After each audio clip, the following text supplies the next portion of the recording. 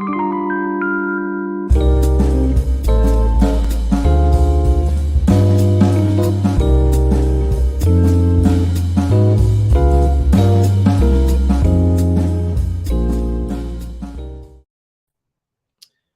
everybody. It is Wednesday. I am DebatesSensei, but I usually have a couple of other compatriots. They're away on couples counseling. Right before the holidays, it always gets really tough. So they're kind of they're working out some issues, but I'm sure that they'll be back in the near future. But that's okay because I got this one. I was talking to a student and. They were saying, all right, what are you going to talk about tonight? I'm like, oh, what do you want me to talk about? And so they brought up the World Cup, and there's plenty of controversies happening with it. So if this is your first time joining Debate Sensei, what we do here is that we take topics and we put them through the frame of a debate competition. Like, how would you strategize to debate this if you had to debate both sides? So we don't really take a position one side or the other. We look up and do research beforehand and try to present you with the things that we found in just a little bit of time. We are by no means experts in this whatsoever, so any sort of participation on your part is very much welcome.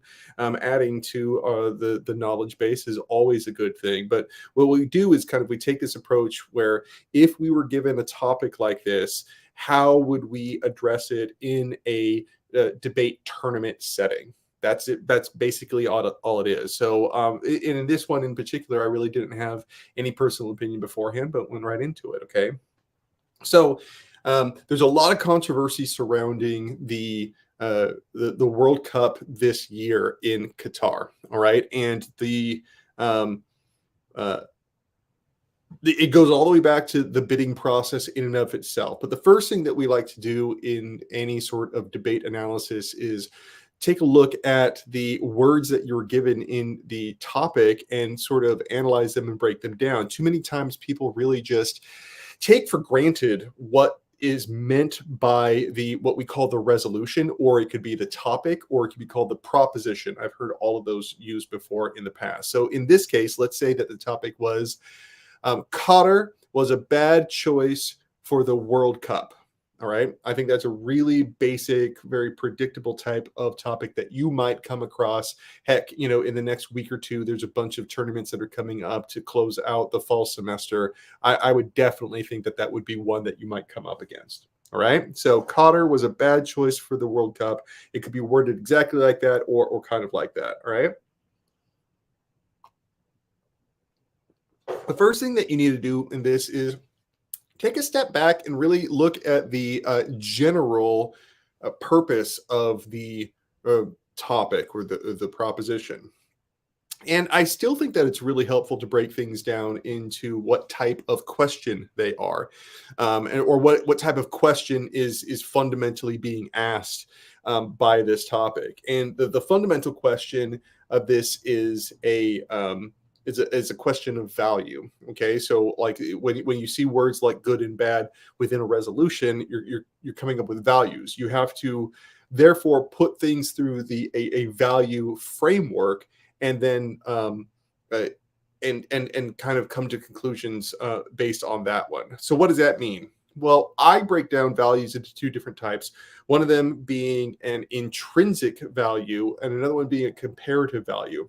Now, the way this is worded seems like it's kind of like an intrinsic value that's inherently a bad choice. And if you wanted to do that, then you would sort of present a thing that you value and then compare it, and you would well, not compare it. You would put it through that framework or that lens, and then the conclusion should present itself, right? So you say Qatar was a bad choice for the World Cup. You probably first want to define that, we're talking about the World Cup that's happening right now. And when you say a bad choice, I would contextually define that the decision created bad outcomes. Okay. And so you have to now sort of like put up a lens or a value, like what does that mean? Like, what are good outcomes? What are bad outcomes? What lens are we looking through? And this is where the affirmative, the person who speaks first, gets a whole lot of latitude, okay? And you could really use that to your strategic advantage. So one way you could do that is you say, listen, we're going to say that Qatar was a bad choice for the World Cup in terms of human rights. Okay. And when you say in terms of human rights, now you can come up with a couple of really good arguments. And I would probably talk about migrant labor and LGBTQ plus rights. I would have those be two really big arguments. If I was in if I had like a 5 to 7 minute speech, I might just have like a 1 to 1.5 minutes kind of outlining the definitions that I was just talking about. And then I would go through each one of those positions. Okay.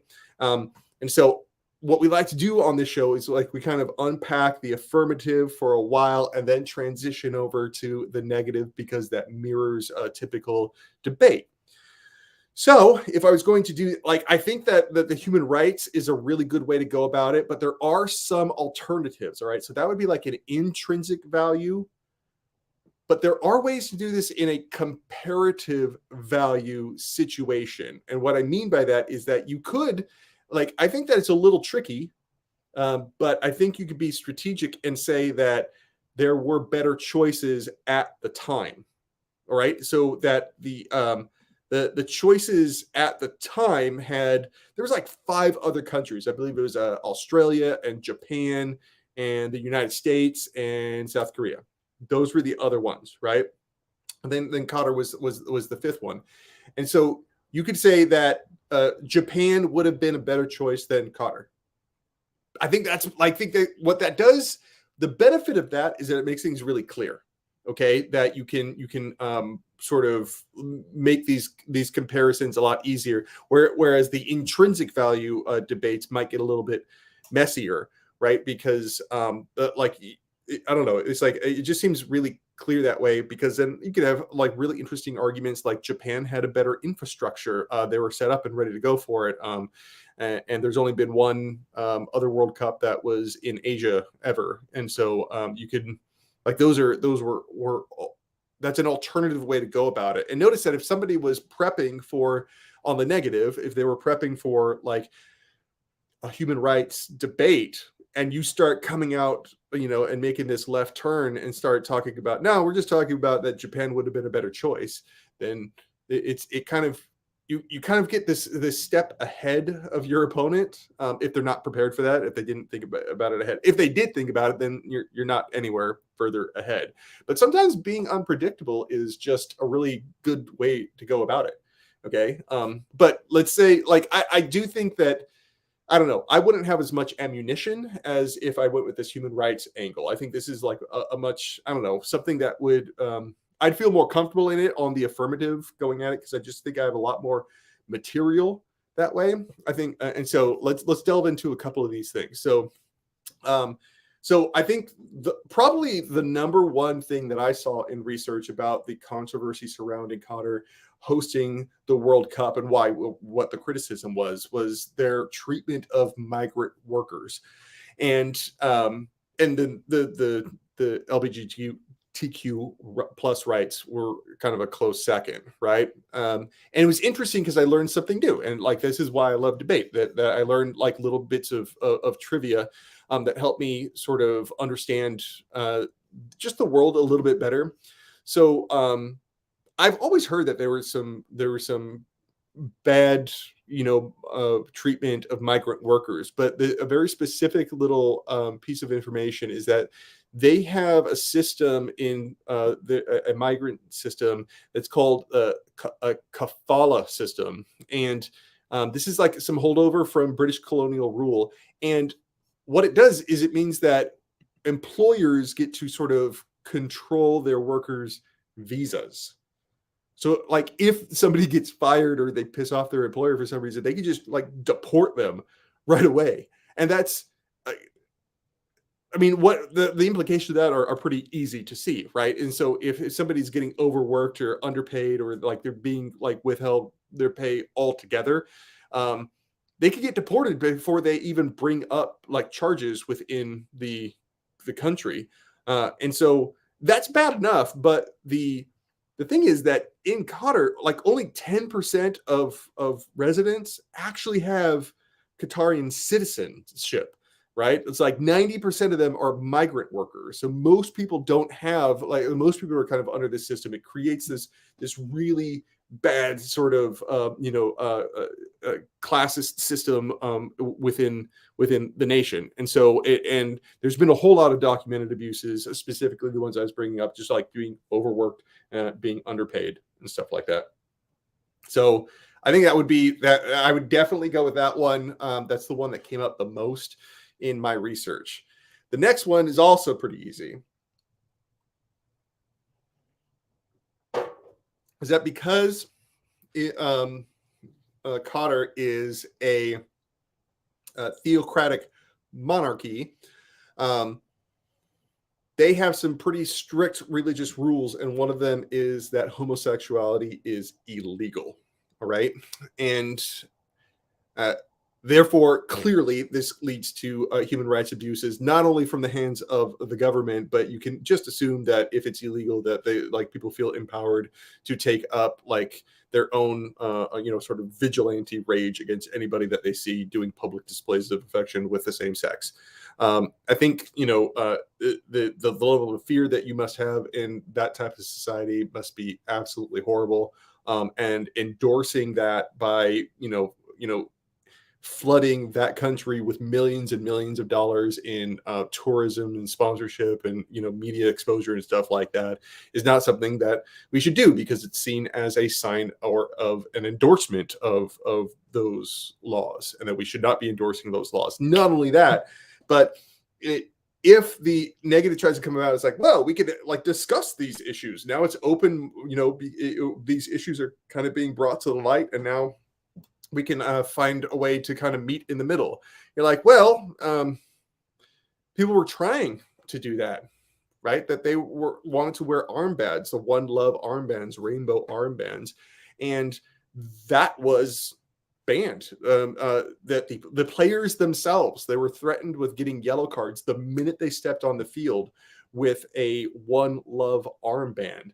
Like from England, Kane from England was going to do it, and he eventually backed down because he didn't want to disadvantage his team through that display. And so that discussion actually has kind of been squashed, because FIFA sort of stood up and said, yeah, those things are banned. You're going to get punished if you do those things.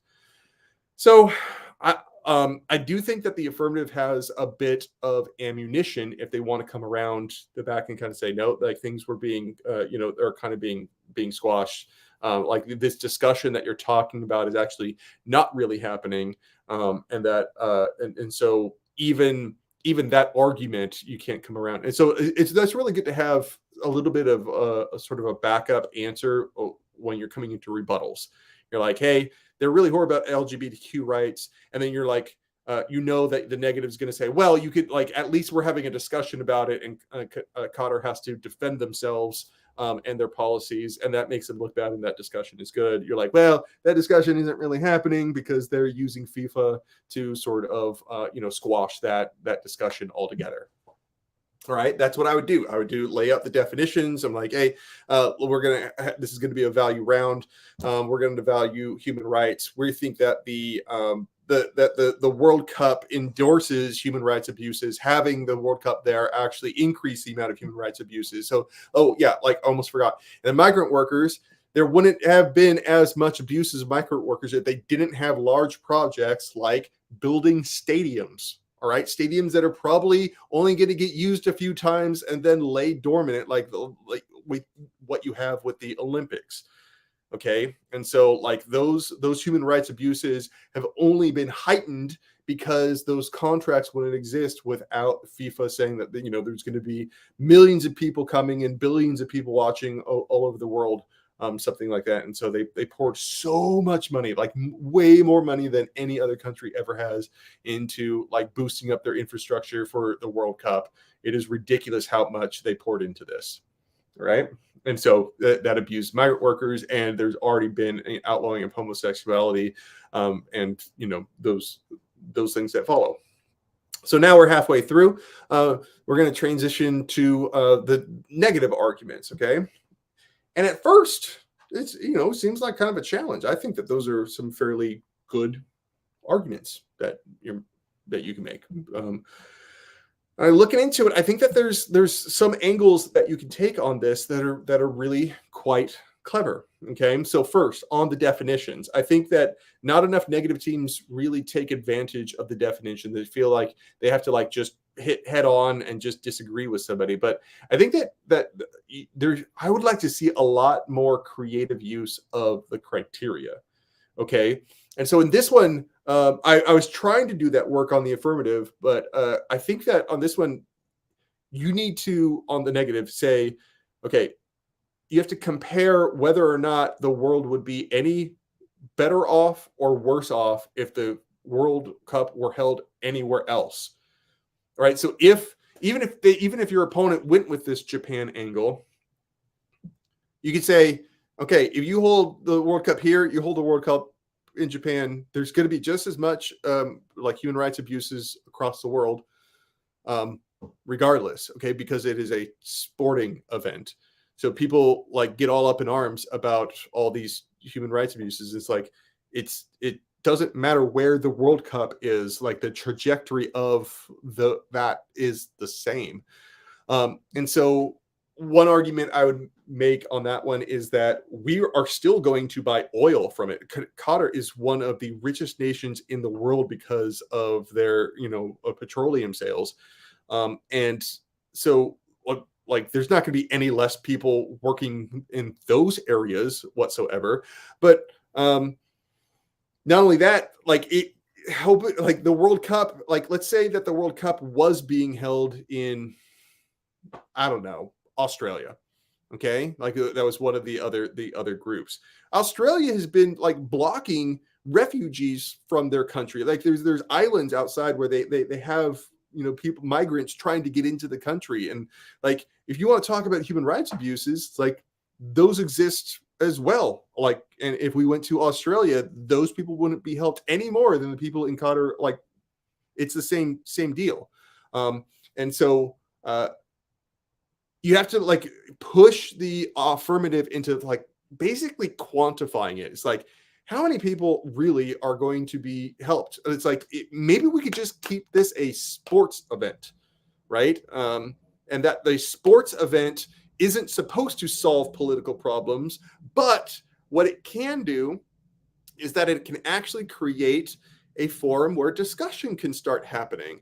That we can't come anywhere closer together if we are always criticizing, right? And so having this discussion, at least opening up a forum for us to take a small step toward each other and listen to each other, that happens greater if we have a forum where we can have this discussion, where we can like we can see eye to eye, and sports becomes one of those areas. I would love to go into like an entire history lesson in how sports may have done that. Furthermore, like sometimes sports works against the sort of like the assumption, right?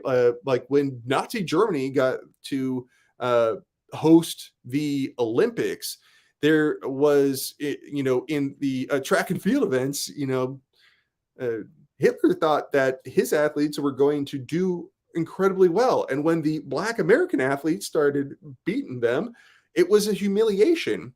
And so you could even kind of make that analogy to the opening game that Qatar had where they lost 2-0 to Ecuador.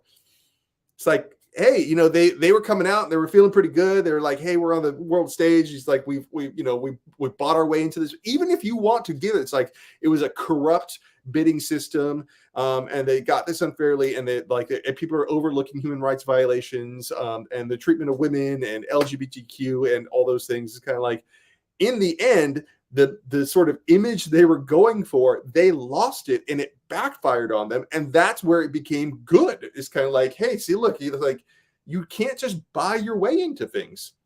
So even if you granted that there was a corrupt bidding system, you could say that it's like, take a look, like the messaging like totally backfired on them. And that's what made it a good thing. All right. So I don't know. I mean, it's a kind of a tricky way of going about it. But what about the more creative? Now, let me give you some of the negative arguments that I came across that I was not entirely convinced by. Right, where now I do think that there is plenty of room to make critiques about Islamophobia and racism, specifically about the controversy about the alcohol um, in the stadiums. That is one of the controversies that came up. Is like they made a last minute decision that they weren't going to serve alcohol in the stadiums, and people were up in arms, and there's big old controversy, and they say, see, like, and people were not very nice about this. There was a lot of talk about, this is what happens when you have it in a Muslim country, and it's like, it's kind of horrible to say something like that, especially because this is something new that I learned, is that there are plenty of alcohol bans in European stadiums as well. And so if there is, and so specifically like because of like violence that has come out, and so in order to try to like lower the temperature, they restrict alcohol sales. And so I believe the FIFA president even said as much, right? That in France that there are bans on alcohol within the stadiums, um, and so nobody seems to have a problem with that, or at least there isn't some sort of criticism that this is religiously based or unfair or anything like that. They understand maybe it's more of a public safety issue than anything else. But now, if the reason is because it's a Muslim country, then all of a sudden it's like, oh, now it's a bad idea to have it in that country. It's like you can still drink alcohol in areas in Qatar, right? Just not inside the stadium, and that's kind of the same in a lot of Western countries. So, like the criticism there, like I think there's a lot of reason to critique that logic, right? Like fundamentally, it's kind of a different thing. Now, what I don't, I do not follow that logic when it gets into like the LGBTQ plus rights, right? Like I saw some of that. It's kind of like, well, you have to come into our country and to respect our laws and everything like that. I'm like, I don't know. I don't think that's very strategic, because even if you are a liberal country, that is a view on how governments ought to operate, and say like that's not about, it's about how governments ought to operate, and that governments should have restrictions and individuals should have freedom. And so liberal countries critiquing that, I think, is still very consistent. It's not hypocrisy, right? It's like, and so you say, well, we think government should behave this way. Your government doesn't behave that way, and it oppresses, and as a result, it oppresses specific classes of people based on sexual orientation. I think is wholly consistent, and I'm just not really buying into the hypocrisy argument on that level. I really do like the hypocrisy argument on the alcohol ban level. I think that does go a lot farther, and it has some legs. On a lesser level, the migrant worker argument is really good, or not. There's some traction there. There's some traction when you see a bunch of European countries shutting borders to migrants, right? When there is violence in their countries and they're coming across, and so there's been a sort of a rightward lurch, like shutting down borders and not taking in workers and refugees.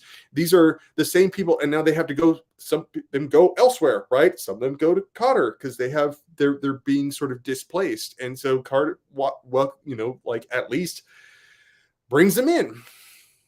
I'm not excusing the treatment, but at the same time, it's like it's just like saying no better, like. Come on, to say that it's like you could say both of those are pretty freaking horrible, right? Like just letting someone sort of like die of neglect is kind of similar in both situations, even if it's like, okay, you don't have the kafala system. It's like you still have your immigration system, which hasn't been able to adequately support refugees from a bunch of countries from conflict around the world. It's just kind of what you do. Okay. So, there's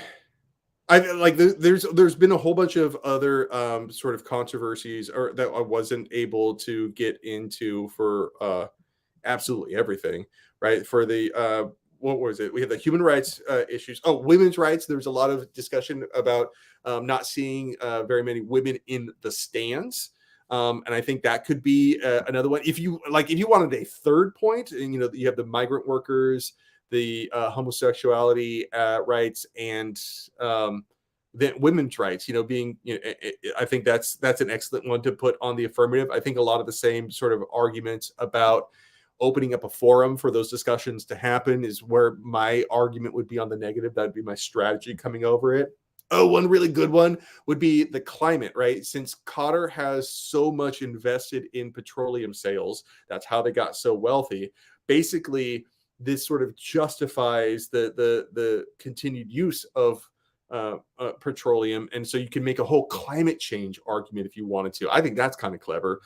In fact, I think climate change is one of those arguments that can be used and reused on a bunch of different topics, because there's so many things that feed into it. The negative can still come back and say that it's like, okay, like you're going to criticize us at the World Cup, but you don't really criticize us when you're signing those energy contracts, right? It's like we're not selling that to ourselves. We're selling it to people that are using it, and that's the like Western European nations. Okay, boom, boom, boom. Oh, okay. This is they almost forgot one question I might ask if I were on the negative, and this is a good lesson in how to use cross-examination to kind of sort of like corner somebody in. If I were on the negative, I'd be asking is like, are you advocating a boycott of the World Cup? Like not watching it, not participating in anything like that. Are you advocating a boycott? The reason why that's so strategic is because you kind of take this value round and you turn it into a policy round. Okay. And then the policy round, like you get to sort of, you get to like lay the stock issues burdens on them. Like a boycott won't solve anything. And so you have no solvency arguments that you could bring out. And that's a new tool that you kind of created out of like making that question. On the affirmative, you might want to go with it. I don't know. My first initial reaction is to not turn it into a policy round.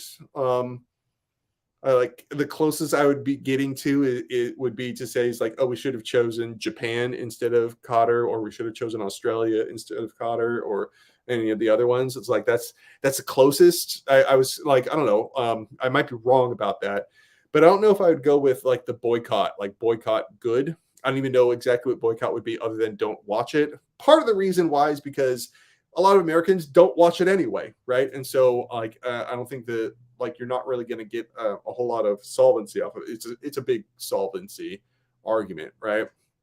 And so and then so on the negative, I would be kind of pushing them into that, and then I think that'd give a whole lot of ground where you're just saying it's like that the boycotts won't make a difference. Go ahead and watch soccer, all right? It's like if you want to watch soccer, you don't need to be political all the time. It needs to be held somewhere. They are entitled to a place to live on this earth as much as anybody else in the world. So let's go play in their yard, and they can play in our yard, and yada yada yada. Okay, so I think that the boycotts sort of framework is something that kind of I'm like, oh, that could be really strategic. You could really, like especially like on a cross examination, it's like you could back them into it. Because how do you answer that on the affirmative? It's like, are you advocating boycotting it? You're like, no. You're like, okay, so it really wasn't a bad choice, or if they say, yeah, I am advocating boycotting it, then you're like, okay, here's 3 reasons why that isn't going to solve anything, that all these problems Qatar is perpetuating or creating are going to continue afterwards, and they're going to be funded by the oil sales to countries in the West. All right, and so the problems that exist are all intertwined. On the negative overall, I'd be trying to take that sort of, let's try to get some common ground. All right, and acknowledging that there are significant differences, substantial differences between how we view how migrants ought to be treated, gay rights, the treatment of women, all these things. Yes, those things need to have a discussion. But if you're saying it's like, we're not even going to like play games with you until you change those things, I think that might be just a bridge too far. That like maybe the games come first, and that actually helps a discussion for having about policy afterwards, right? And not the other way around. Like you don't it's not business before pleasure, right? And so it's like, in order for us as human beings to relate to each other, we need to start with things like games before we move on to substantial discussions about public policy and human rights and things like that, because it really helps us to see each other as human. All right. And if you treat somebody as less than human, or that they, that they um, are less powerful than you and that you have some sort of control over them, they are less likely to talk and open up and have that discussion. So you don't have to come down and say, no, Qatar is perfectly fine on human rights. It's like, no, it's like, it's like you're being racist. You don't have to go that way on the negative. You can. There's no reason why you can't. But you could just say, it's like, yeah, those sound like really legitimate criticisms. I bet you anything that if we treated them like, if we treat Qatar as equals on the world stage, that it is much easier to have those discussions than if we say that they are lesser. Those are my 2 cents. All right, everybody. We will be back after the holidays. I hope everyone has some good meals over the weekend, and we will see you next Wednesday. Hopefully, I'll have some more people along with me. All right, bye.